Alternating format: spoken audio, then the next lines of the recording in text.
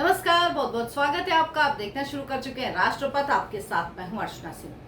अरविंद केजरीवाल झूठ और धूर्तता की राजनीति करते हैं। नेता कई तरह के होते हैं, पर केजरीवाल जिस श्रेणी के, जिस प्रकार के नेता हैं, ऐसे नेता भारतीय राजनीति में दूसरा कोई आपको देखने को नहीं मिलेगा। इन्हें झूठ बोलने में, गलत बयानी करने में महारत हासिल है। इन्हें तनिक भी, बिल्कुल भी शर्म नहीं आती, कहीं से नहीं लगता कि किस प्रकार ये किसी से भी इतने बड़े बड़े झूठ बोल सकते हैं। ये इसमें एक्सपर्ट हैं। और तो और ये अदालत में भी साफ गोई से झूठ बोल देते हैं, लेकिन वहां पर उनका झूठ काम नहीं कर पाता, क्योंकि वहां पर हर काम कागजों में होता है। और जब आपको कागज दाखिल करने होते हैं तो आप कम से कम कोर्ट में तो झूठ नहीं बोल सकते।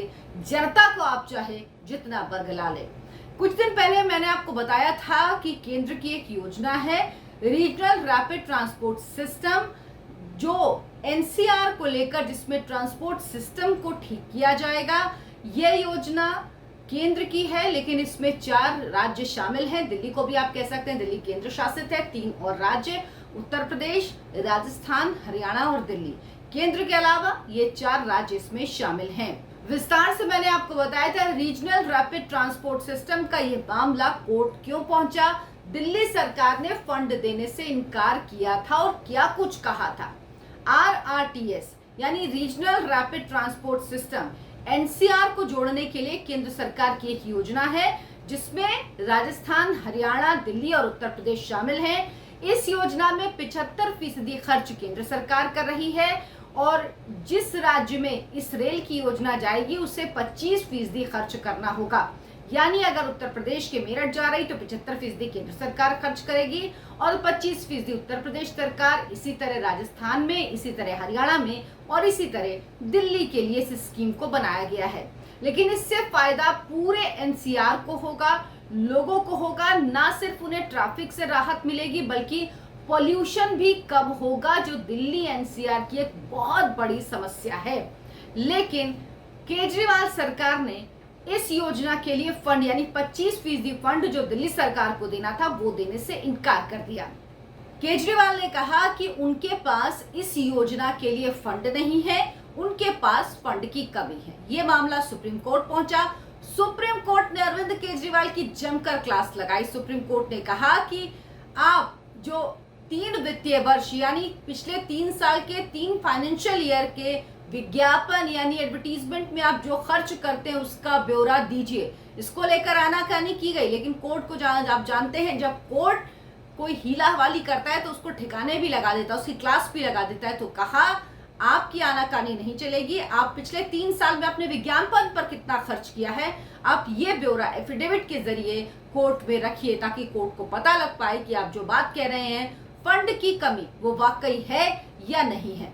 तो केजरीवाल ने कोर्ट में एफिडेविट जो दिया, उसमें जो बातें कही, वो आप सुनेंगे तो आपको समझ में आएगा कितना झूठ बोलता है, कितनी गलत बयानी करते हैं। और एक छोटे से केंद्र शासित प्रदेश जिसमें बहुत कम चीजें सरकार के हाथ में हैं, उसमें इतना बड़ा विज्ञापन का बजट। तो कोर्ट में अरविंद केजरीवाल ने बताया कि 1100 करोड़ रुपए पिछले 3 साल में विज्ञापन में अरविंद केजरीवाल ने खर्च किए। सोचिए, दिल्ली जो एक शहर के बराबर है, जिसकी आबादी 2 करोड़ मात्र है, उसका मुख्यमंत्री विज्ञापन में 3 साल में 1100 करोड़ रुपए खर्च कर देता है। लेकिन विकास योजना के लिए, इंफ्रास्ट्रक्चर के लिए, दिल्ली के लोगों के स्वास्थ्य बेहतर हो, इसके लिए वो कह देता है कोर्ट में कि भाई सॉरी, हमारे पास फंड नहीं है, इसीलिए हम इस योजना के लिए फंड नहीं दे सकते। जबकि जो आरआरटीएस प्रोजेक्ट है, इसके लिए सिर्फ 415 करोड़ ही देने थे। कोर्ट ने केजरीवाल को इस मामले में जमकर लताड़ लगाई और कहा आपका 1 साल का विज्ञापन का बजट प्रोजेक्ट के पैसे से ज्यादा है। यानी 1 साल के विज्ञापन में आप जितना खर्च करते हैं प्रोजेक्ट के लिए, आपको उससे कम देना है। अगर दिल्ली सरकार पिछले 3 सालों में विज्ञापनों पर 1100 करोड़ खर्च कर सकती है, तो निश्चित रूप से इंफ्रास्ट्रक्चर प्रोजेक्ट के लिए भी फंड दिया जा सकता है, ये कोर्ट ने कहा। सुप्रीम कोर्ट ने दिल्ली सरकार को regional rapid transport system project के लिए 2 महीने के अंदर जो 415 करोड़ रुपए हैं ये देने का निर्देश दिया। साथ ही ताकीद भी की, कहा या तो आप भुगतान करें या हम आपका विज्ञापन बजट कुर्क कर लेंगे। यानी जो आपका विज्ञापन बजट है वो हम कुर्क कर लेंगे। अब अरविंद केजरीवाल तो बिना एडवर्टीजमेंट के, बिना विज्ञापन के तो वो जी ही नहीं सकते। वो काम नहीं करते हैं, सिर्फ विज्ञापन करते हैं। और ये एक बार नहीं 10 बार साबित हुआ है कि योजना का खर्च बहुत कम, लेकिन विज्ञापन का खर्च उससे 10 गुना ज्यादा। तो ये विज्ञापन और फ्रीबीज की सरकार है। अरविंद केजरीवाल की सरकार सिर्फ फ्री की रेवड़ी और विज्ञापनों के सहारे और झूठ के सहारे ही चल रही है। विज्ञापन के सहारे अपनी राजनीति चमकाने वाले अरविंद केजरीवाल ने जब ये सुना कि उनका विज्ञापन बजट कुर्क कर लिया जाएगा तो उनके तो होश उड़ गए। उनको लगा अगर ये हो गया तो फिर हम क्या करेंगे, हम कैसे जिएंगे, क्योंकि वो था ना ऑक्सीजन ब्रीथ करने के लिए, सांस लेने के लिए। अरविंद केजरीवाल के लिए तो विज्ञापन ही ऑक्सीजन है।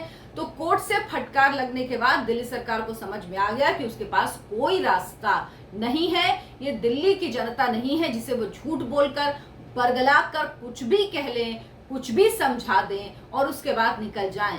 यहाँ तो कागजों पे हिसाब दिया गया है, एफिडेविट दिया गया है और कोर्ट जो कह रहा है वो करना ही होगा।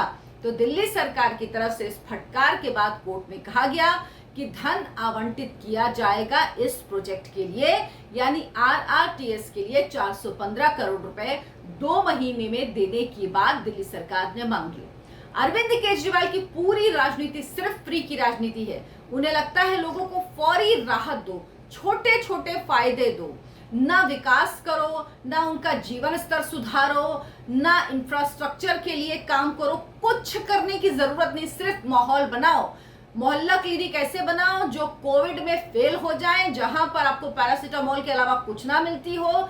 जो अपने जो कार्यकर्ता हैं, जो पार्टी से जुड़े लोग हैं, जो आपका गाना गाएं, उनको पोषित करने के लिए, उनको पैसे देने के लिए जरिया बने। लेकिन गाना ऐसे गाओ कि वर्ल्ड क्लास बन गया। वो वर्ल्ड क्लास जो कोविड में धराशायी हो गया था, जहां पर कोई इलाज नहीं हो सकता था, वो उसको वर्ल्ड क्लास कहते हैं। स्कूल एक भी नहीं बनवाए थे पहले और रोते थे कि हमने इतने स्कूल बनवा दिए। जो क्लासरूम बनवाए उसमें घोटाले ही घोटाले।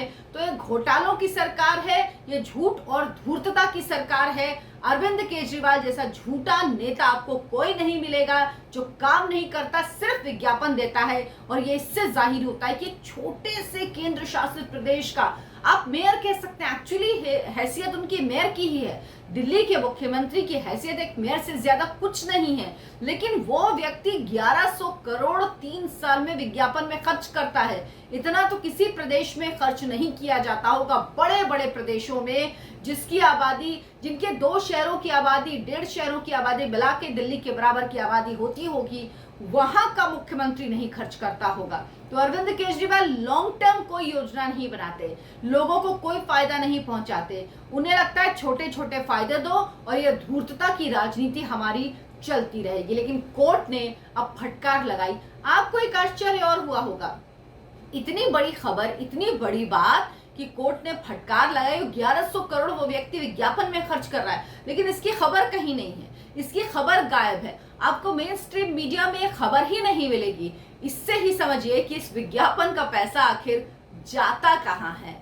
और जहां ये विज्ञापन का पैसा जाता है वहां तो ये खबर चलेगी नहीं। इसीलिए अगर आपको खबरें जाननी है, खबर देखनी है कि वाकई क्या हो रहा है, क्या चल रहा है, खबर के पीछे की सच क्या है, खबर के पीछे का तथ्य क्या है, तो आप मेरे चैनल के साथ जुड़िए, ज्यादा से ज्यादा लोगों से सब्सक्राइब करवाइए, क्योंकि चैनल को ग्रो करने के लिए आप लोगों की मदद की बहुत जरूरत है।